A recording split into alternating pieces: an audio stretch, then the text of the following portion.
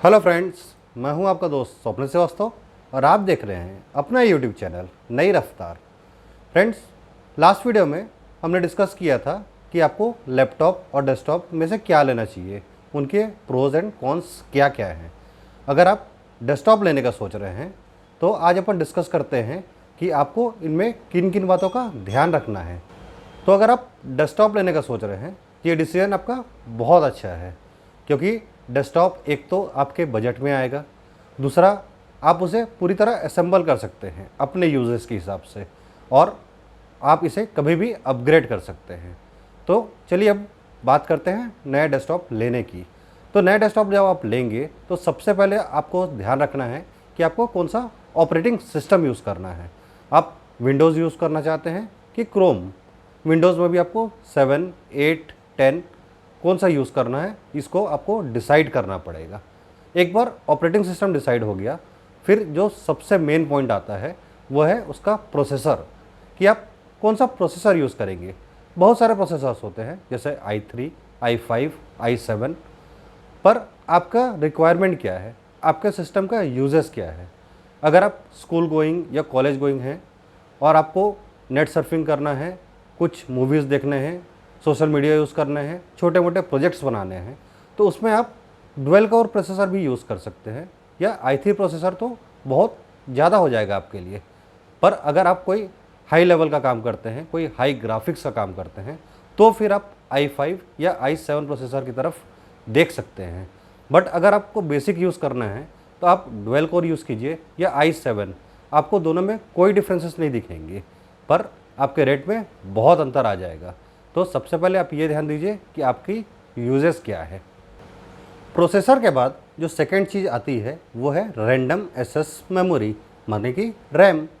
RAM अलग अलग sizes में आती है, 2 GB, 4 GB, 8 GB, 12, 16, और इसके भी अलग अलग टाइप्स हैं, DDR2, DDR3, DDR4। तो आपको कौन सा रैम लेना है। आज के मॉडर्न डे में आपको कम से कम 4 से 8 GB का रैम तो कंपलसरी है ही। पर अगर कोई आप हाई ग्राफिक्स गेम्स खेलते हैं, वीडियो एडिटिंग करते हैं, फ़ोटो एडिटिंग करते हैं, तो आपको 12 से 16 GB का भी रैम लेना पड़ सकता है। तो अपने रिक्वायरमेंट के हिसाब से आप रैम सेलेक्ट कीजिए, पर मेरे हिसाब से कम 8 GB का रैम तो लीजिए ही लीजिए। अब इंटरनल स्टोरेज की बात करते हैं। तो इसमें आपको सबसे पहले डिसाइड करना है कि आपको HDD लेना है, यानी हार्ड डिस्क ड्राइव, या SDD, solid disk drive. Solid disk drive का मेन फ़ायदा जो है कि ये कम गर्म होता है, यानी कम हीट प्रोड्यूस करता है, और ये पावरफुल भी होता है, पर ये थोड़े एक्सपेंसिव भी है। तो आपको सबसे पहले तो ये डिसाइड करना है कि आपको HDD लेना है या SDD। अब इसकी कैपेसिटी की बात करते हैं, तब 128 GB भी ले सकते हैं, 256 GB भी ले सकते हैं। पर आज के मॉडर्न डे के यूजर्स के हिसाब से मुझे लगता है कि आपको कम से कम 500 GB से लेकर 1 TB तक का हार्ड डिस्क लेना चाहिए। फिर भी अगर आपको 500 GB ज़्यादा लग रहे हैं तो कम से कम 256 GB का हार्ड डिस्क तो लीजिए ही लीजिए। तो नेक्स्ट पॉइंट है GPU, यानी ग्राफिक्स प्रोसेसिंग यूनिट। ये एक ग्राफिक्स कार्ड होता है जो आपके डेस्कटॉप में लगता है। पर आपके यूजेस क्या है, सबसे पहले आप ये देखिए। अगर आप हाई ग्राफिक्स के गेम नहीं खेलते हैं, आप वीडियो एडिटिंग या फ़ोटो एडिटिंग वो भी हाई लेवल के नहीं करते, तो आपको किसी भी प्रकार के GPU की ज़रूरत ही नहीं है, क्योंकि आपका मदरबोर्ड ही इतना ग्राफिक्स तो ऐसा ही सपोर्ट कर देगा कि कॉमन वर्क्स तो आराम से हो जाते हैं। तो उस कंडीशन में आपको GPU की ज़रूरत ही नहीं है।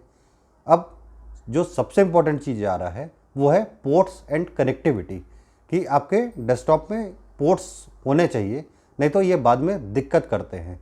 कुछ मेन पोर्ट्स जो कि आपको देखना चाहिए वो मैं आपको बता रहा हूँ, कि उसमें display port, USB, Thunderbolt, media का card slot, headphone jack, ethernet card, HDMI, ये कंपलसरी है, और HDMI तो होना ही चाहिए।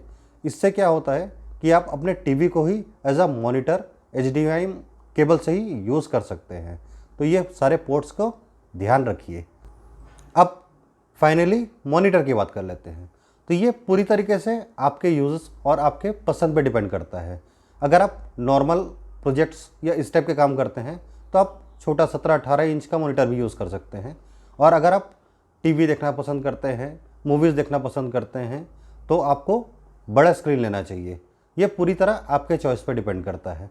आप इसमें HD का क्वालिटी का भी यूज़ कर सकते हैं, आप 4K भी यूज़ कर सकते हैं। तो आपको जैसा मॉनिटर पसंद है वैसा मॉनिटर लीजिए। तो ये थे कुछ पॉइंट्स जिससे आपको नया डेस्कटॉप असेंबल करने में हेल्प होगी। एक डेस्कटॉप 25-30 हज़ार में भी असेंबल हो जाता है और 70-80 हज़ार में भी। अब आपको सबसे पहले देखना है कि आपके रिक्वायरमेंट क्या है और उसके हिसाब से ही आप असेंबल करवाइए। और एक चीज़ हमेशा ही ध्यान रखिए कि डेस्कटॉप कभी भी अपग्रेड कर सकते हैं। तो किसी चीज़ का अगर आपको आज या नियर फ्यूचर में ज़रूरत नहीं है तो उसे आज लेने की ज़रूरत नहीं है, आप आने वाले टाइम में उसे अपग्रेड कर सकते हैं। तो कैसा लगा आपको ये वीडियो? अगर अच्छा लगा तो इस वीडियो को लाइक कर दीजिएगा, फ्रेंड के साथ शेयर कर दीजिएगा, चैनल को सब्सक्राइब कर दीजिए। मिलते हैं फिर ऐसे ही कोई बढ़िया वीडियो में। तब तक मस्त रहिए, खुश रहिए, बिंदास रहिए। Bye bye.